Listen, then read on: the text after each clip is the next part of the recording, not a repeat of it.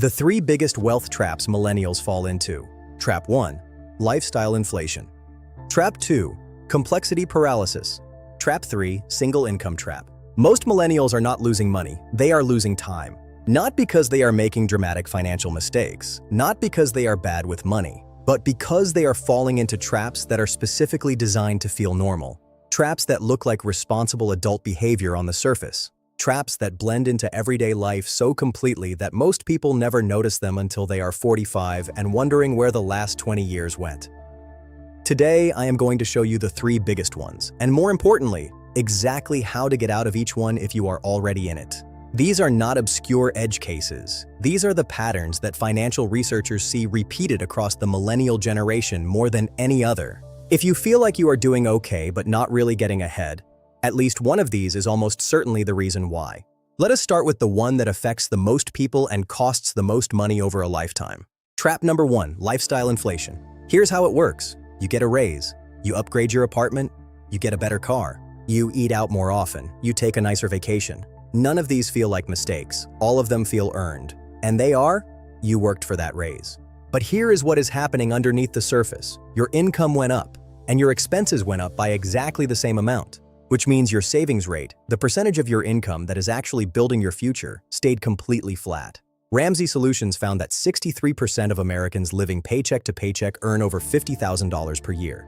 These are not people without income. These are people whose spending has perfectly tracked their income at every level. Economists call this the hedonic treadmill. As your standard of living rises, your expectations rise with it. The new normal becomes the baseline, and the baseline keeps moving up. The cost of lifestyle inflation is invisible in the moment, but catastrophic over decades. Here is the math. If you earn $80,000 a year and save 10%, $8,000 annually, and you invest that at 8% average return for 30 years, you end up with approximately $980,000. If instead you get a 20% raise to $96,000 and increase your savings rate from 10% to just 15%, saving $14,400 annually, and invest that at the same return for the same period, you end up with approximately $1.76 million. Same job, similar lifestyle, $800,000 difference. The only variable is whether the raise went to lifestyle or to savings rate. How do you escape this trap? One rule. Every time your income increases, direct at least 50% of the increase to savings or investment before adjusting your lifestyle. If you get a $10,000 raise, $5,000 goes to your investment account automatically. The other $5,000 you can spend however you want. No guilt. You have earned it. This is not deprivation. It is the difference between lifestyle creep and wealth building. Both happen gradually. You choose which one. Trap number 2, complexity paralysis. This one is sneaky because it masquerades as being responsible. It looks like research. It feels like due diligence. But it is actually the most expensive form of procrastination in personal finance. Here is what it looks like in practice. You know you should be investing. You start reading about it. You learn about index funds, but then someone mentions REITs, and you wonder if you should include those. You read about tax loss harvesting. Someone tells you about I-bonds. You see a video about dividend investing. Another one about growth stocks. Someone in a Reddit thread says Roth conversion ladders are the key.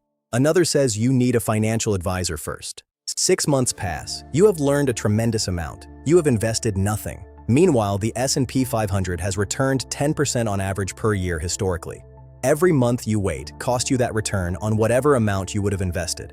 Let me give you a number that makes this concrete. If you wait 1 year to invest $10,000 and the market returns its historical average during that year, you have permanently lost approximately $1,000 in growth. Inaction has a price, and the price compounds exactly like investment returns do, just in reverse. The research on this is unambiguous. Vanguard published a study showing that investors who tried to time the market or waited for optimal conditions significantly underperformed investors who simply invested consistently, regardless of conditions. The optimal strategy is almost always to start now with whatever you have and whatever simple system you can commit to. The simplest possible system is 3 funds: a US total market index fund, an international index fund, and a bond fund. That is not the only good system, but it is a system you can implement this week. And implementing a good system this week is worth more than implementing a perfect system next year. The escape from this trap is a decision threshold. Pick one. Today, write it down. If you have been researching something for more than 2 weeks without taking action, implement the simplest available option and refine later. Progress beats perfection in personal finance every single time.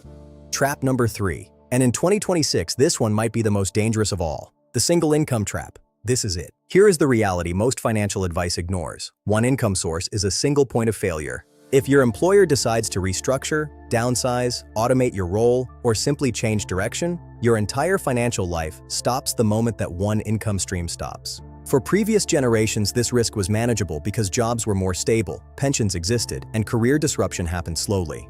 For millennials in 2026, with AI reshaping white-collar work, tech layoffs hitting without warning, and the average job tenure falling to under 3 years, single income dependency is one of the highest financial risks you can carry. The data makes this stark. A Federal Reserve study found that 37% of Americans cannot cover a $400 emergency expense without borrowing. Not because they do not earn enough, because every dollar that comes in goes out. No buffer, no resilience. One bad month away from debt. Now layer AI disruption on top of that. 300 million jobs have meaningful AI exposure over the next decade. If your single income comes from one of those roles and disruption arrives before you have built any alternative income, you have no runway and no options. The solution is not a second job. That framing is what stops most people from acting. The solution is a second income stream. And there is a meaningful difference. A second job trades more time for more money. A second income stream builds something that generates income with decreasing time input over time. The clearest examples for someone starting out: dividend income from index funds, a freelance skill monetized part-time, a digital product, or rental income. None of these require quitting your job. None of them require massive upfront investment. All of them require starting before you need them. The rule I would suggest: within the next 90 days, identify one income stream that does not depend on your primary employer. It does not have to generate significant money yet. It just has to exist and be growing. The goal is not to replace your income. The goal is to make losing your income survivable rather than catastrophic. There is a profound psychological difference between a person with one income source and a person with two, even if the second is small. The first person is one decision by their employer away from a crisis. The second person has options. 3 traps. Most people are in at least one. A significant number are in all 3 simultaneously. And here's what I want you to understand about that. Being in these traps is not a character flaw. It is not laziness or irresponsibility.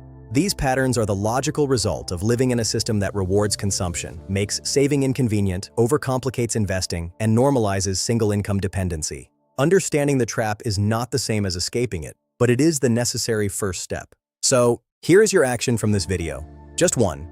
Identify which of the 3 traps has the biggest grip on your financial life right now. Not which one sounds most familiar. Which one, if you addressed it this month, would have the largest positive impact on your financial trajectory? Is it lifestyle inflation? The next raise needs a savings rate plan before it arrives. Is it complexity paralysis? You have been meaning to open an investment account and you keep not doing it? Or is it single income dependency? One employer, one stream, no resilience. Drop your answer in the comments, just the number, 1, 2, or 3. I read every comment, and the answers genuinely inform what we cover next on this channel. Subscribe to Steady Wealth. 5 videos in, and we are just getting started.